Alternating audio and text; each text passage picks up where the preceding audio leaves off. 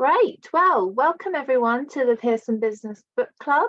My name is Eloise Cook and I'm the publisher for the professional lists at Pearson. Each month at the book club, we choose a Pearson business or personal development book and we invite the author to discuss it. So hello, Emma Sue.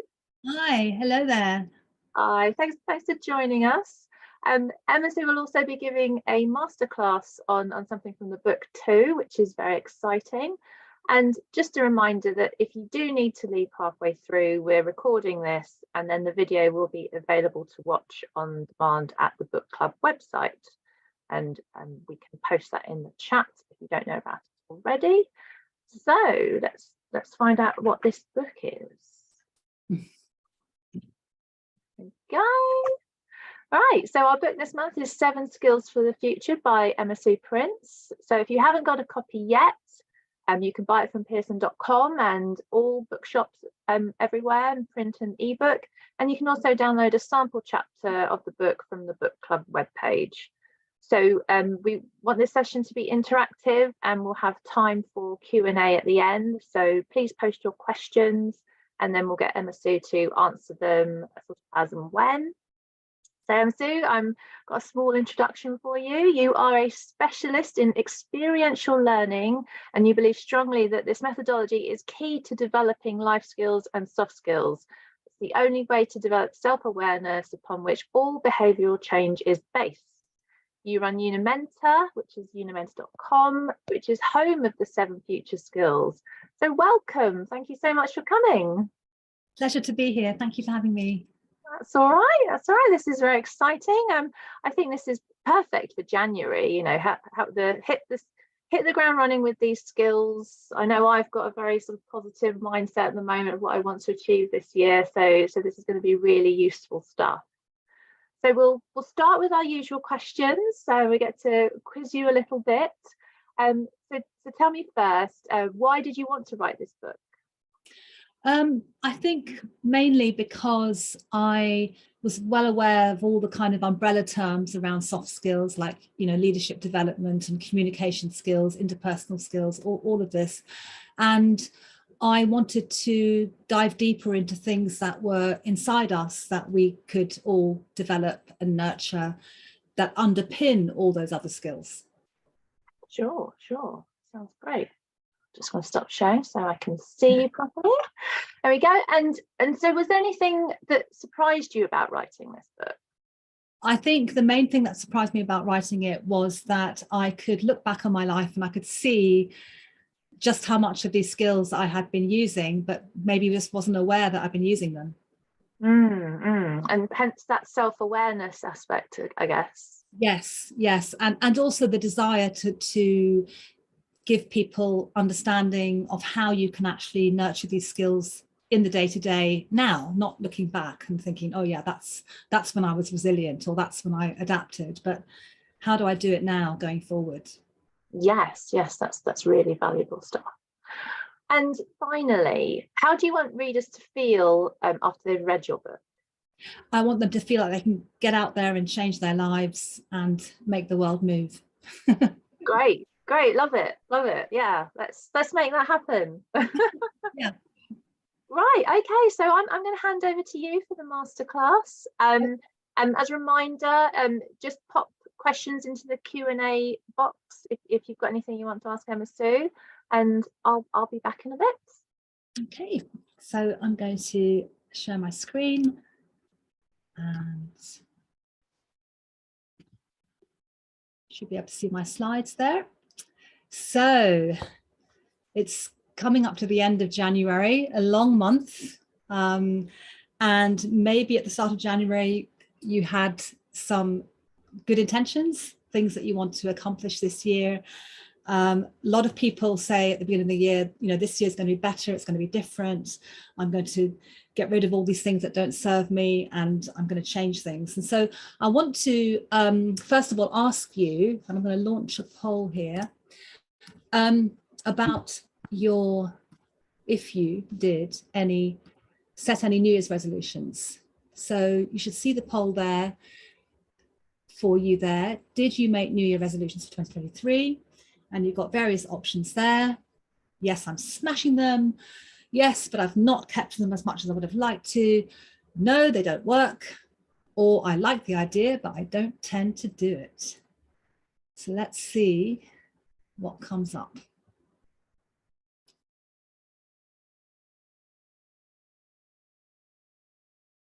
Just give you a couple of moments to think about that. And so far, it's quite interesting what we're seeing. Only a small percentage are saying, yes, I'm smashing them. Okay, so let's see what the results are. So you should be able to see the results coming up on your screen now. And if you're watching the recording, what you won't see, but I can tell you, is that only a few people have said, yes, I'm smashing them. Most of you are saying, I like the idea, but I don't tend to do it. And you are absolutely right, in the sense that we all know what this looks like, the beginning of a new year. And certainly in my gym, this was super busy the whole of January. And then you get to the end of January and it's kind of empty.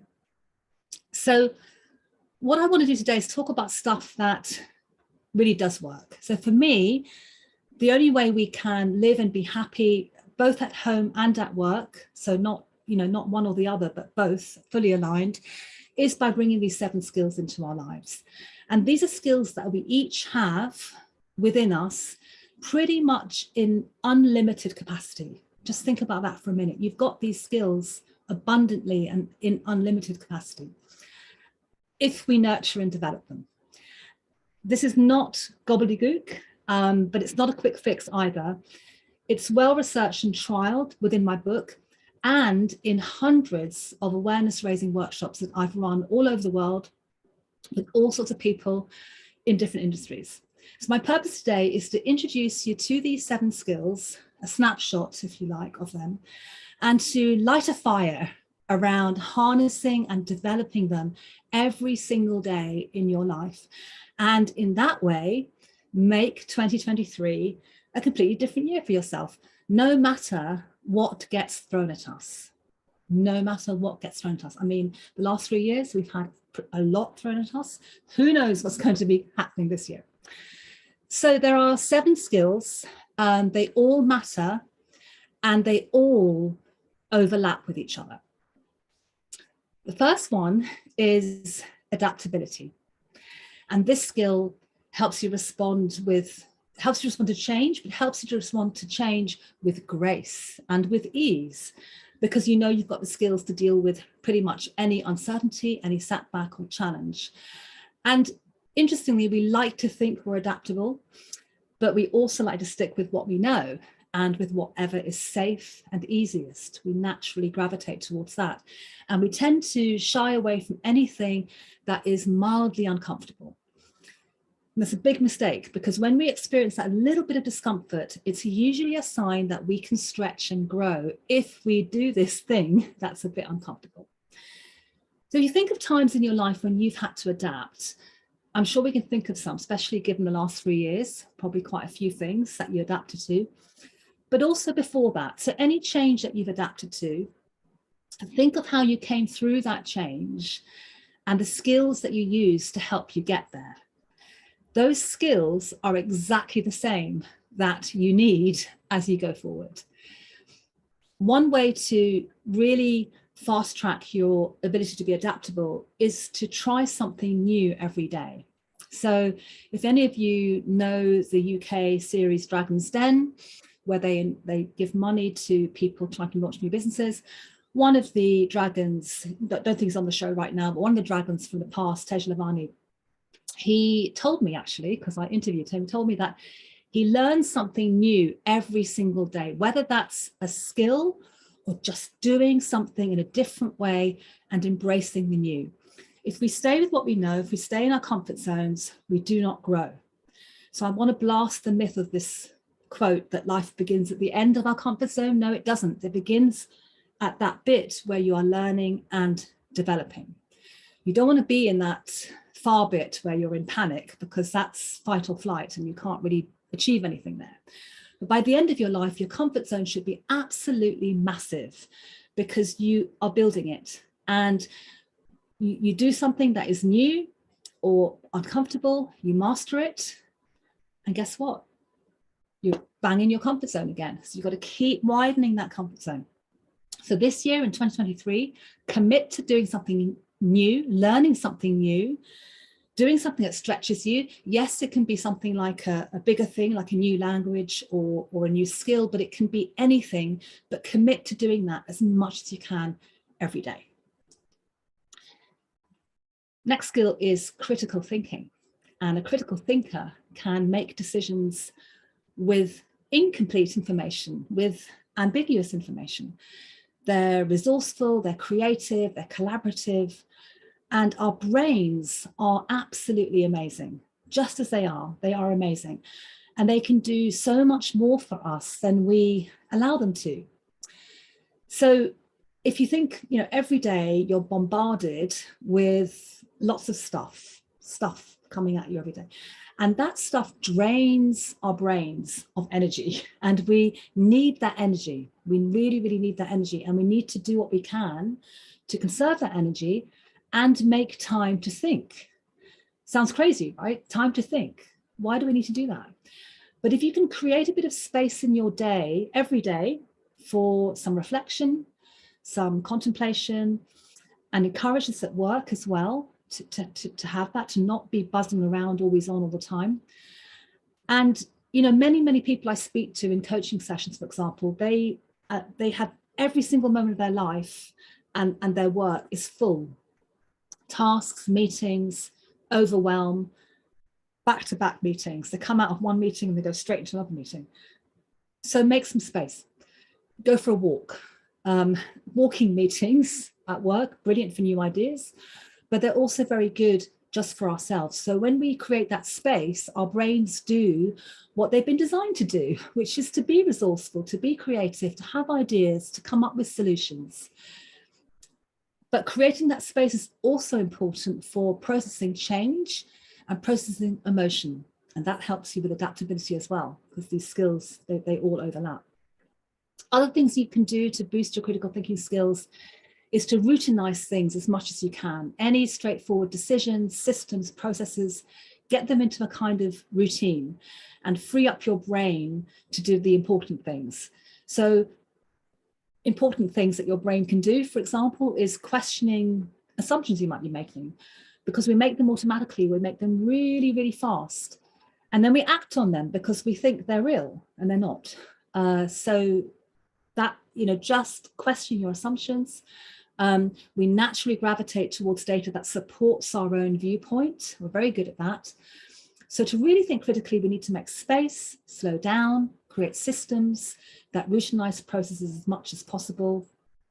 And we need to work a lot more collaboratively as well. So right alongside critical thinking is creative thinking. We're all creative thinkers, but we often create our own barriers to that. And we tell ourselves we aren't creative, we don't have time, we don't want to risk failure by trying something new. So critical and creative thinking are two sides of the same coin. Good decisions require focusing on the most relevant information, asking the right questions, separating reliable facts from any assumptions. They're all intrinsic elements of critical thinking. The next skill is empathy.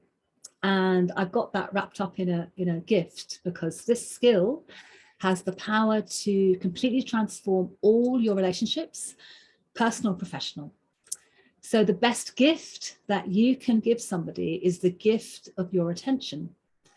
And it's really hard to give that gift if you're not able to be present and in the moment.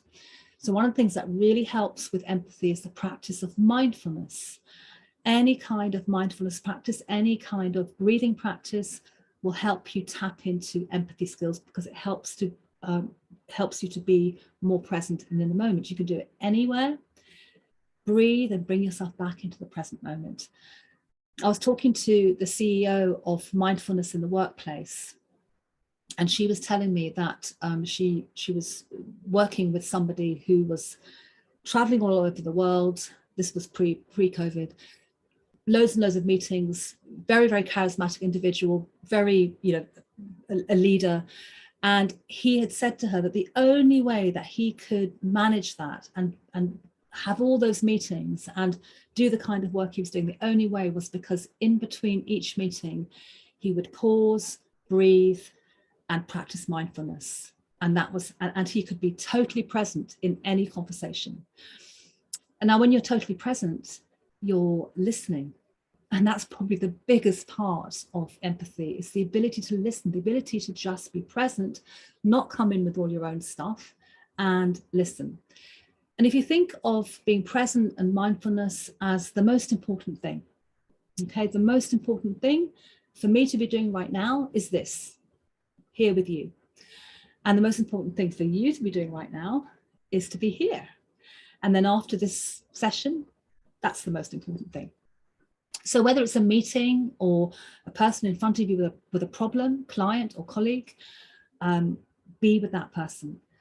If I'm writing a report, preparing for a project, that's the most important thing.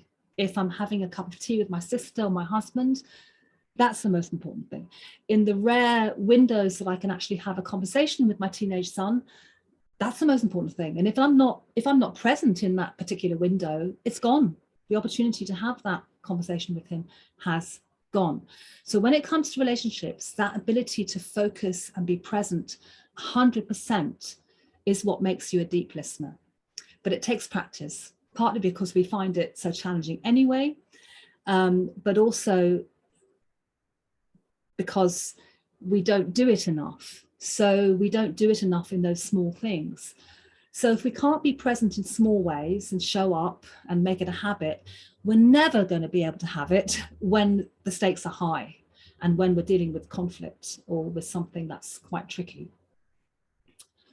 So being present, and one of the best ways to do that is through our breath, to do this regularly, slowing down your breathing, doing breathing from your diaphragm.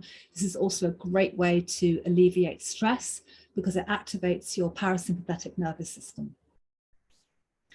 The next skill is integrity. And integrity is a bit like a compass.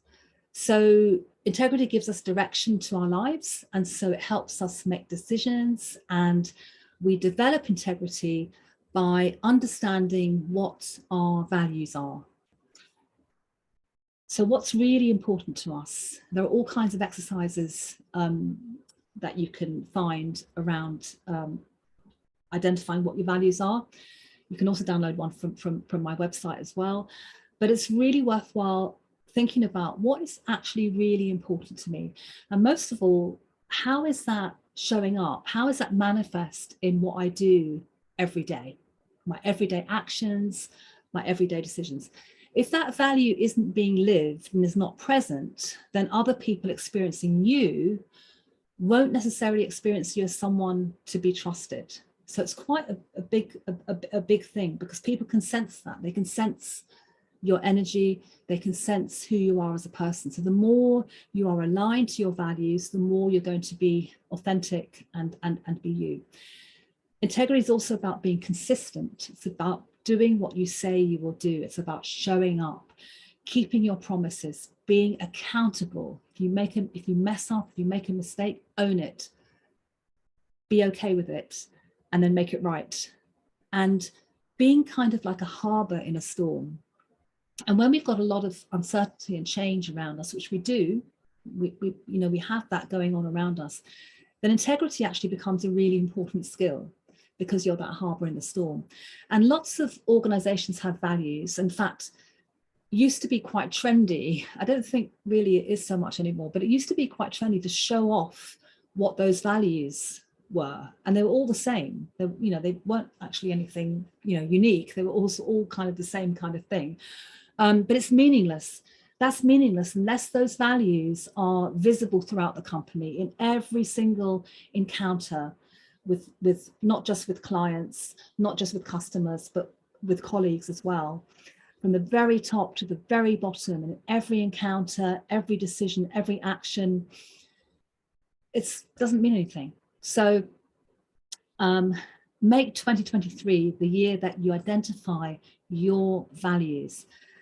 You'll be happier, you'll make better decisions, and you'll create the highest currency of all, which is trust.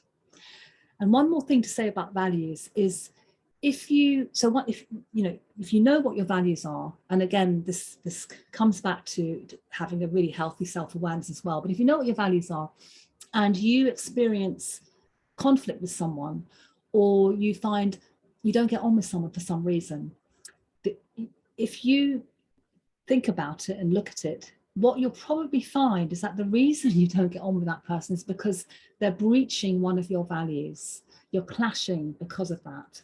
So the more you know what your values are, the more you'll maybe understand if there's a conflict with somebody in your life, and you'll probably have better ways that you can deal with that conflict.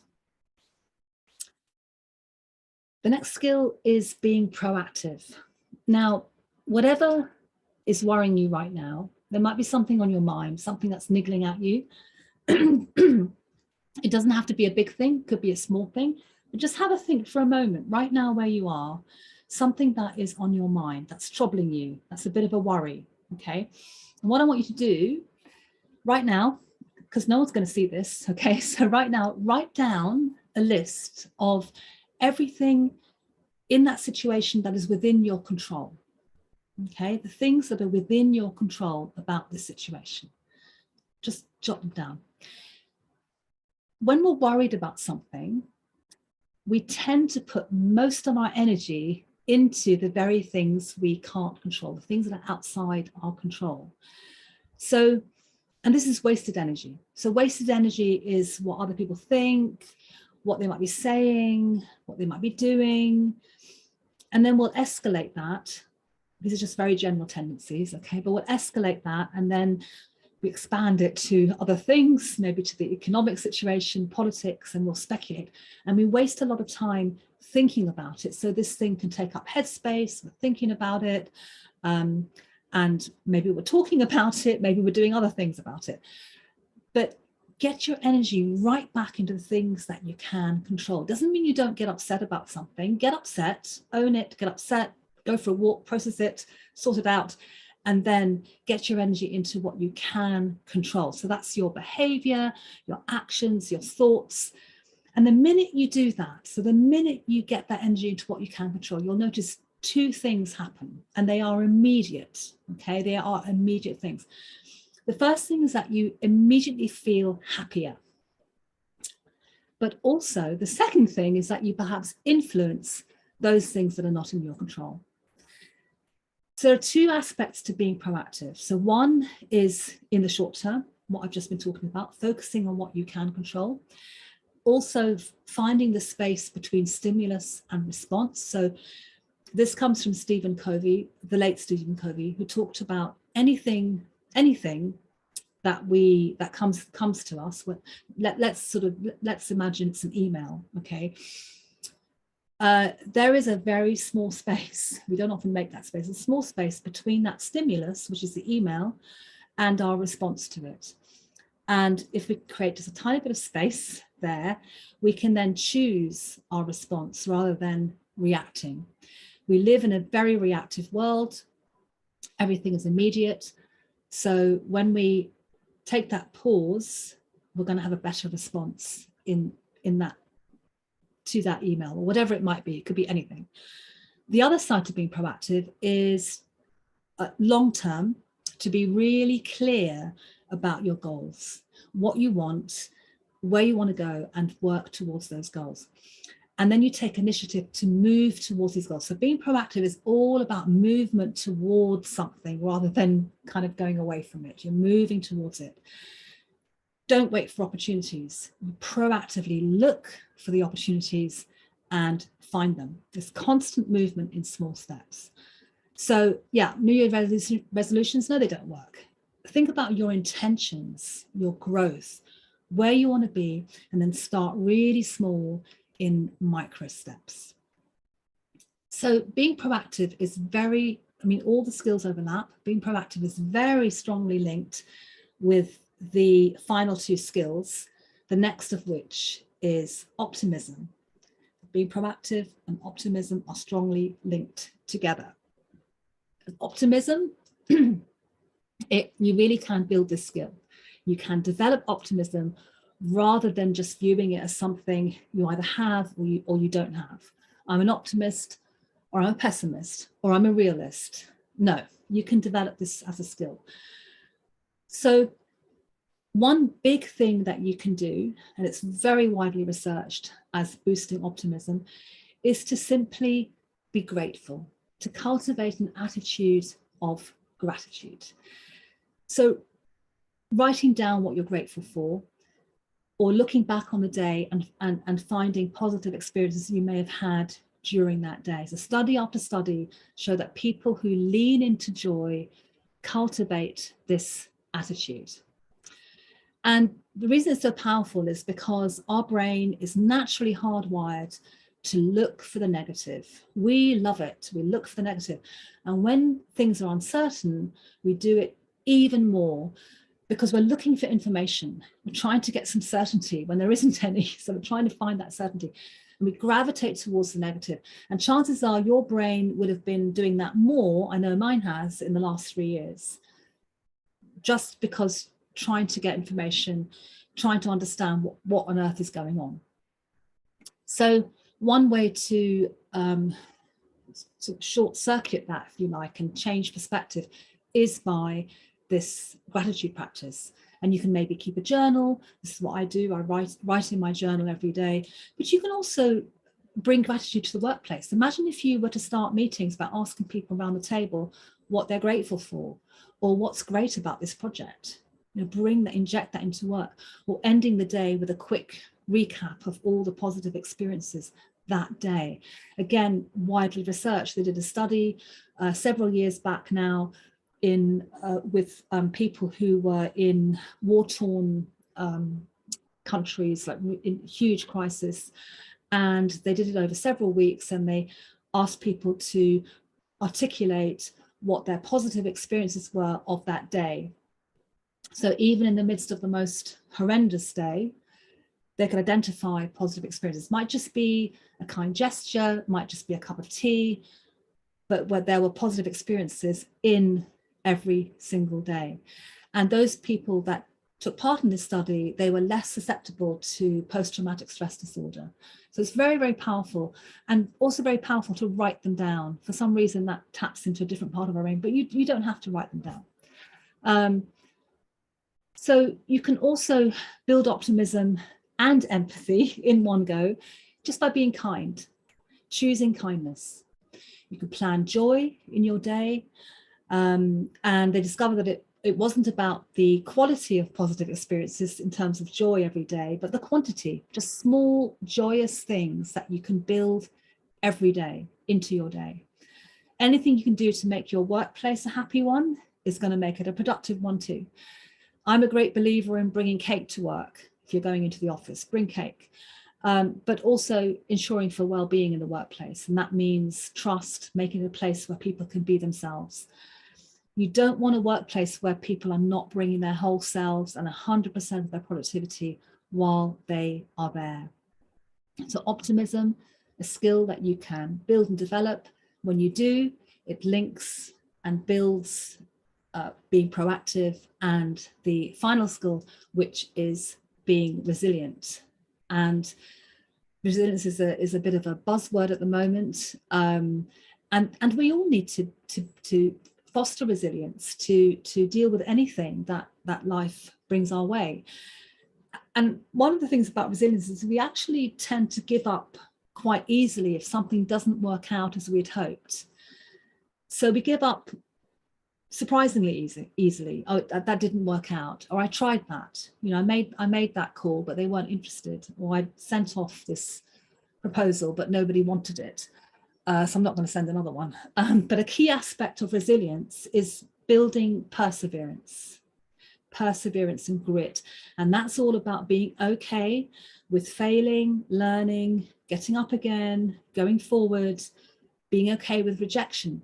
Rejection could happen 5 times, 10 times, 15 times. I can't even tell you the amount of times I've had things rejected for lots of different reasons. But we tend to give up. The reality is we tend to give up after just 1 rejection, maybe 2. We sort of give up very early on. So we need to keep going, keep moving, and keep trying different approaches. So perseverance, sometimes people think about perseverance, I'll just keep going. I'll never give up. I'll never give up. That's not what perseverance is. Perseverance is about trying out a different approach. If something didn't work, maybe I could try it in a different way.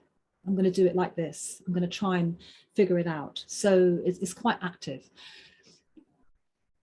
Also crucial for resilience is to think about what kind of support network you have around you. Do you have that support network? Do you have people around you that you can go to, that you trust? How well do you look after yourself? Do you get enough sleep? Do you eat the right foods? Are you taking breaks? Many people working hybridly take far less breaks. So what are you doing? How are you supporting yourself? These 3 skills of resilience, optimism, being proactive are really strongly linked. So if you're being proactive, you're more likely to be resilient and optimistic, and so on and so on. So if you think about these skills, if you think about it a bit like a professional footballer, I mean, I don't know much about football, but I quite like this analogy. And this is about, a professional footballer kicking a ball, and they practice for millions of hours manipulating that ball with every part of their foot. And they do that over and over and over and over again. So when they get to the match, they look up. They look up, they're not looking at their feet, they're looking up, they're looking around, and they're responding.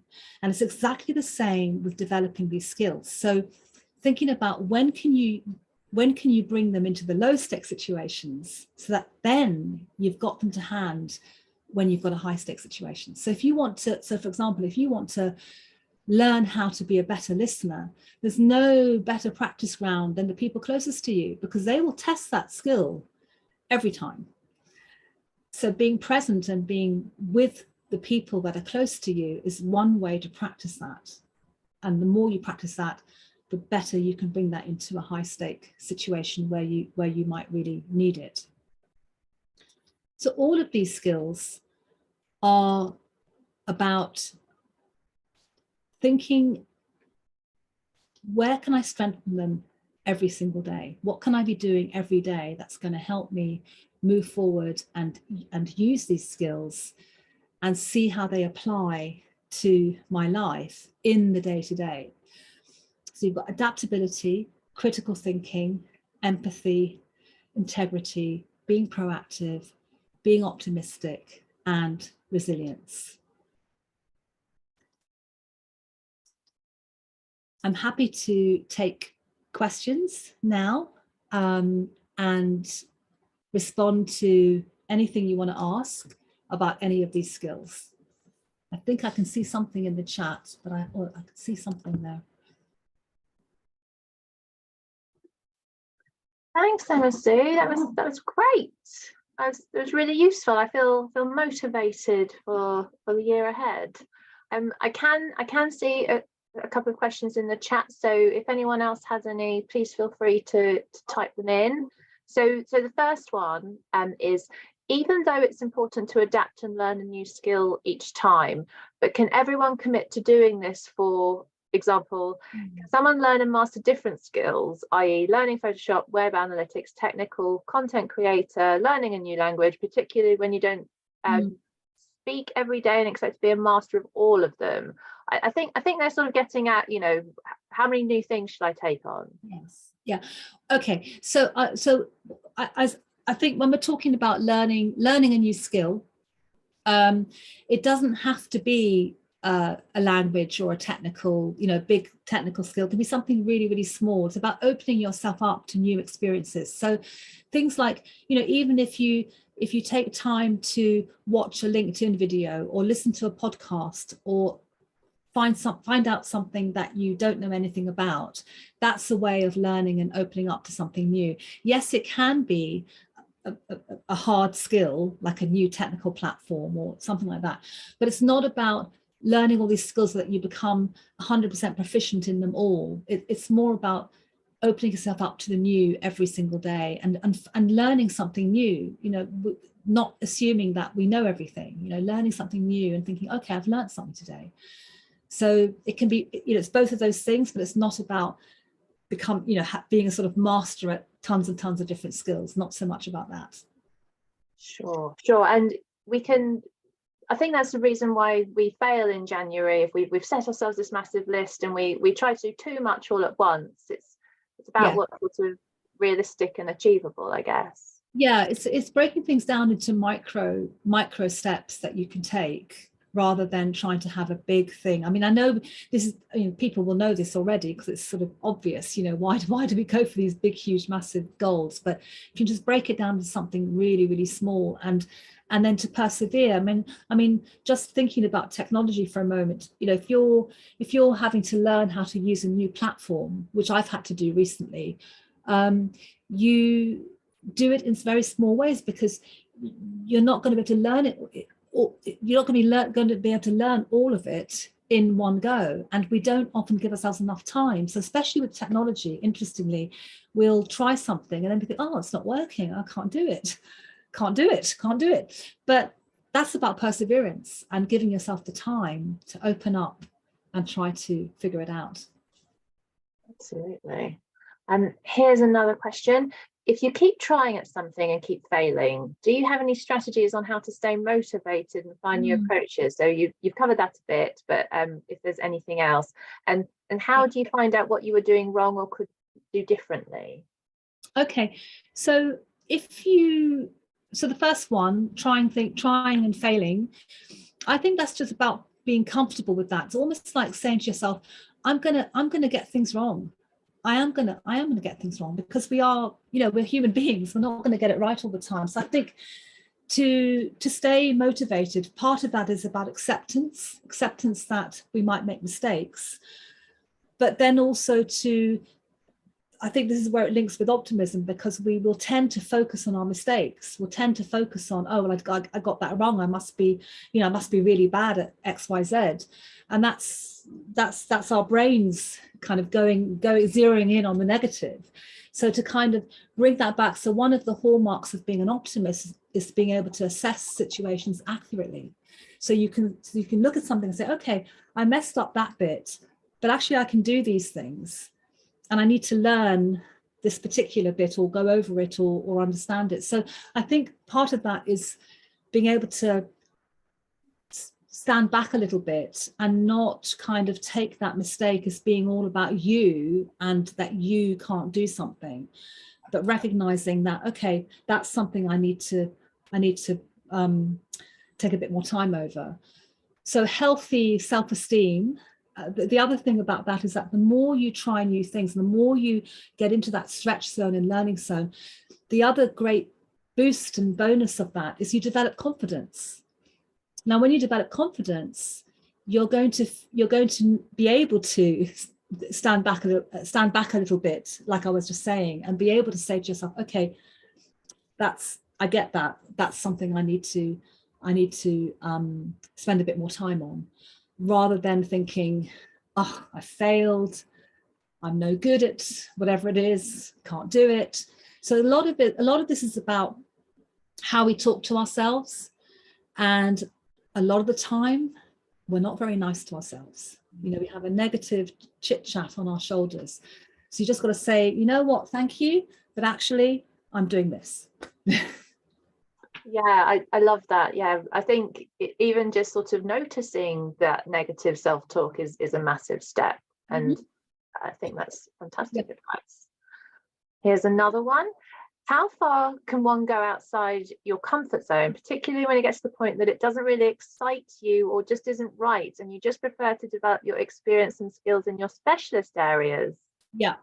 Okay, so I love that bit where it says doesn't really excite me, doesn't feel right, because you might, so if you feel bored, yeah, you might be in your comfort zone, and that's okay. You know, I'm not saying we shouldn't be in our comfort zone, because we're actually highly competent in our comfort zones. We're very comfortable, we're very good at what we do, and you know, great.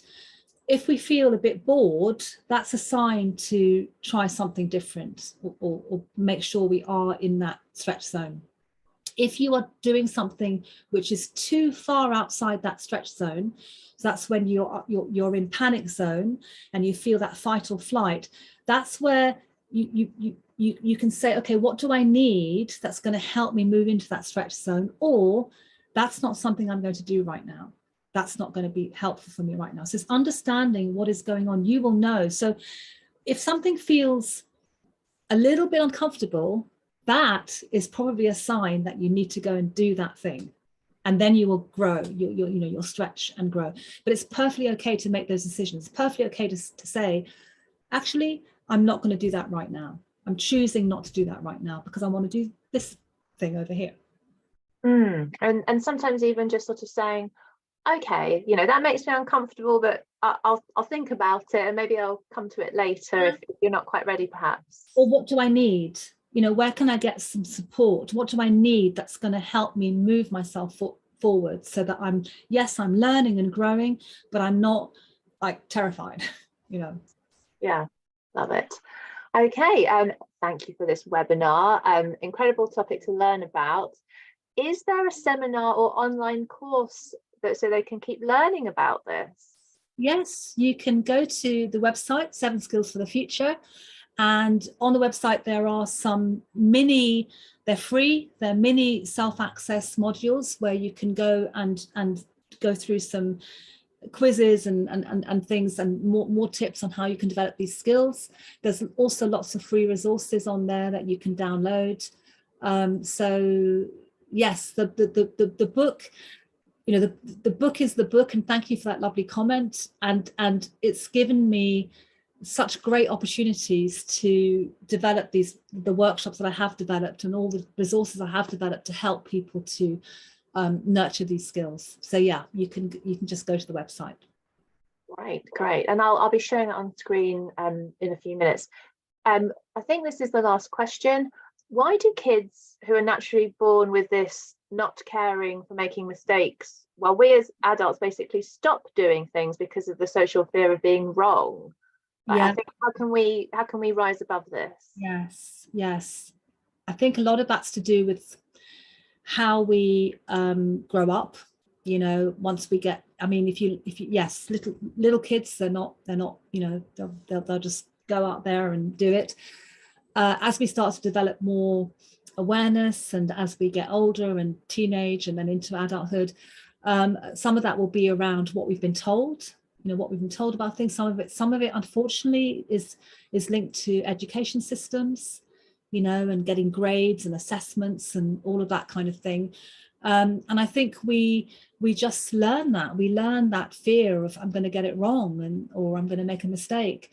So the way to unlearn that is to get out there and make those mistakes. So I know that's kind of maybe not what you might want to hear, but it is about allowing yourself to experiment, allowing yourself to get it wrong and then get it right. I mean, you don't get good at something unless you've got it wrong several times. I mean, if I think about when I first started, this is before the pandemic. I mean, I got better at it as the pandemic went on, but way before the pandemic, when webinars and things were relatively new, I remember one of the very first webinars I ran, it must have been about 10, 11 years ago. And I thought, great, fantastic. I'm going to do this. I'm going to have all these things going on in this webinar, music, you know, everything, the lot. And it was just a colossal failure, you know. Made all the mistakes, and I had all those emotions. I'm rubbish. What was I thinking? What am I doing? Oh my gosh, what are they thinking? And I look back on that and I think, I'm so glad I made all those mistakes in one go. Just got out there, did it, got it all in one go, and then I figured it out. So we need to be okay with making mistakes. I want to go back to just this because it's such a great question, because children, so adolescents whose brains are still developing, okay, and the research shows that if the more experiences you have as an adolescent, the more you can make mistakes, get out there, travel, do things that are slightly risky, that you develop that adaptability skill and it stays with you as an adult. So any of us who have young people in our lives, we need to get them out there doing things, not high risk stuff, but things that allow them to test stuff out, to make mistakes, it's not easy, I know, but to do those. The more experiences you have, and people who are adaptable, if they've had lots of different experiences as young people, some of them may be not pleasant, they develop adaptability skills. So I think part of it is just we have to experience things that are perhaps not comfortable, not, make those mistakes, fail, all those things, to grow and to then be okay, and to kind of be able to, you can definitely unlearn unlearn that fear of being wrong. Definitely you can unlearn it, but you have to go out there and allow yourself to make those mistakes. Fab. And we had a couple more comments saying excellent presentation and great tips. Thank you so much. Thank you so much, Emma C. That was fantastic. I'm going to just pop onto screen how people can stay in touch with you. So if they want to visit your website, you mentioned that there are some free resources there. Got your sort of LinkedIn, Instagram and Facebook. You're doing all the social media. That's fantastic. And may I talk about the O'Reilly session tomorrow? You may. Go ahead. Tomorrow afternoon, UK time, 1 o'clock, I am running a 3-hour session, marathon session, on critical and creative thinking for the O'Reilly platform, partnered with Pearson. So if you are available, you can join us there. Yes, do have a go. If you're in a company, you might already have an O'Reilly subscription. I think you can do a 1-week trial. Yes, you don't. So you can just go. You can just go to the maybe you can type. Well, I don't know if you can type in the chat, but anyway, you just go to the O'Reilly platform, creative and critical thinking, and you can download a free trial, so you don't have to pay for this workshop, for the session. You can just try. Yeah. And that's excellent value. I think you ran the session previously, didn't you, Emma Sue? And I can say it doesn't feel like 3 hours. There's breaks and things. Don't be put off by the time. There's such a lot of good information as well. Great. Well, so thank you to everyone for attending. Our book next month is the Financial Times Guide to High Impact Negotiation by Kasia Jagodinska. And that will be on Tuesday, the 28th of February at 2 p.m. UK time. And her masterclass will be on the strategy and psychology of how to negotiate successfully. So if you're interested, please sign up to our newsletter, and we'll remind you of the event before it happens. So hopefully we'll see you there.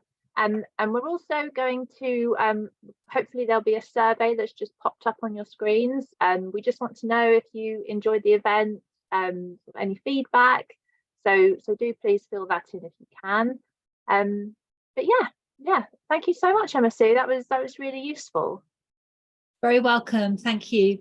And thank you so much, everyone, for joining. Yes. Thank you for everyone's great questions. And I can see some questions about the O'Reilly session, so I'm going to try and quickly find the link and see if I can pop it into the chat. This will be a task, won't it? Persevere, Eloise. Yeah. Yes, persevere. I will get that. I think if if I can't do it in time, we'll post it on our Pearson Books Twitter and LinkedIn, things like that.